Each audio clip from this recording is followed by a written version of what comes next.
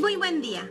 Mi nombre es Damiana Leiva y el día de hoy iniciaremos la lección número 3, que tiene como objetivo memorizar todos los elementos que componen una obra de ficción. Así que, comencemos. Se denomina género al tipo de discurso al que pertenece una obra de ficción. Este género va a estar determinado por la estructura interna de la obra.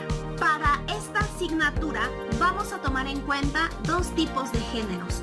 Por un lado, el género literario y por otro lado, el género cinematográfico. Veamos por qué. Los géneros literarios que estudiaremos en la asignatura son los que frecuentemente se preguntan en los exámenes de admisión. Es necesario memorizar los 14 géneros literarios. Sin embargo, esos géneros literarios no siempre abarcan todas las historias que podemos encontrar en una obra literaria. Por ese motivo, también vamos a aprender cuáles son los géneros cinematográficos, porque el cine ha tenido un desarrollo mucho más amplio en los últimos 100 años y nos ha ofrecido un universo mayor de historias. Por ese motivo es necesario memorizar los 25 géneros cinematográficos más comunes. Ahora bien, los personajes dentro de la obra de ficción representan la suma de todas las cualidades y defectos que puede tener un ser humano.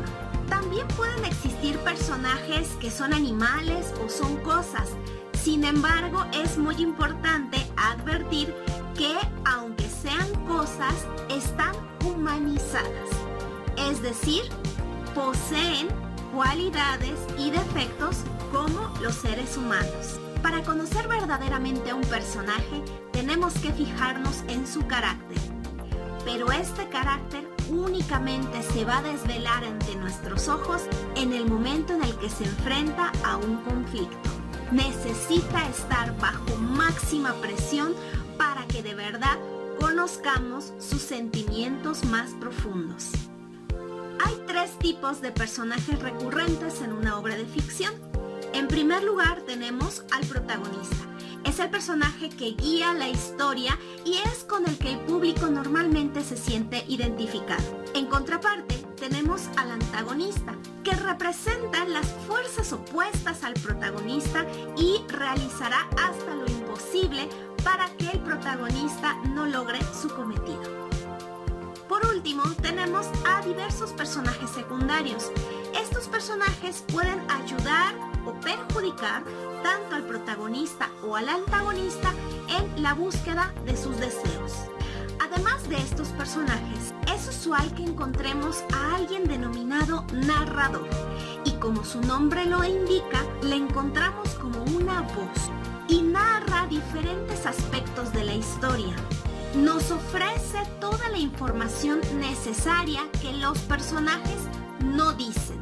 Puede estar dentro de la narración, puede estar fuera de la narración y el nombre del narrador se otorga dependiendo de la persona gramatical que esté hablando. Será necesario utilizar los pronombres gramaticales para poder identificar a nuestro narrador. De esta manera decimos que existe el narrador en primera, segunda o tercera persona. El caso de la poesía es particular. Existen poemas narrativos y en esos casos podemos encontrar protagonista, antagonista y personajes secundarios, así como algún narrador. Pero existen poemas en los que no encontramos esos personajes. En vez de ellos, vamos a denominar al hablante lírico y al oyente lírico.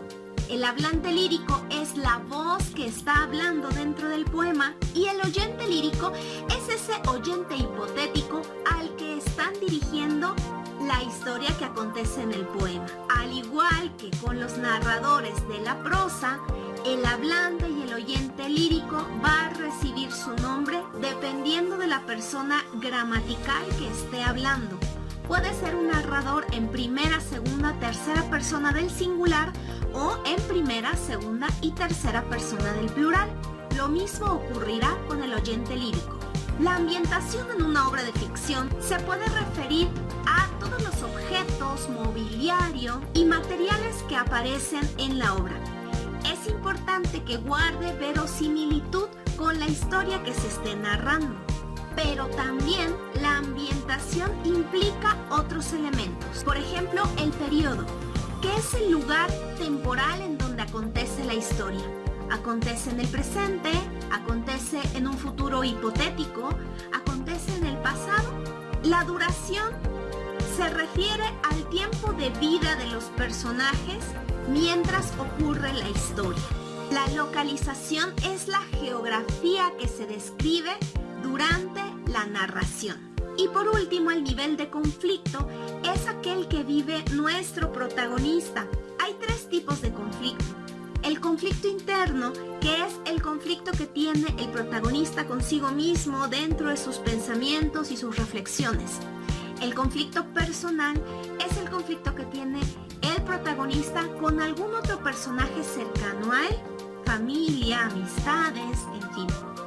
Y el conflicto extrapersonal es el conflicto que vive el protagonista con la sociedad o con grupos sociales. Ahora bien, la estructura de la obra de ficción se compone de 5 elementos imprescindibles y durante cada lectura los vamos a conocer.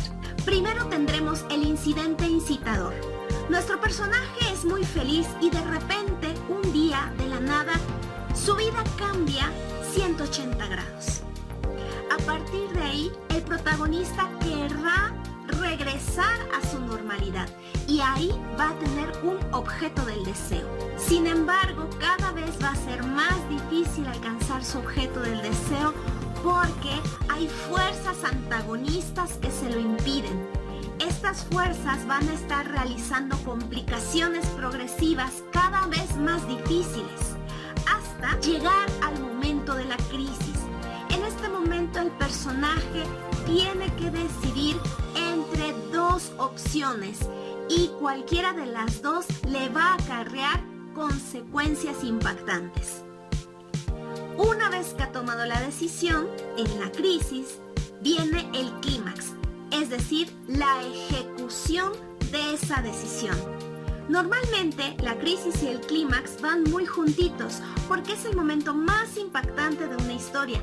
También se le llama el momento catártico. Y finalmente vamos a tener la resolución. Todo lo que vivió el personaje se va a resolver de una sola manera y lo conoceremos al final.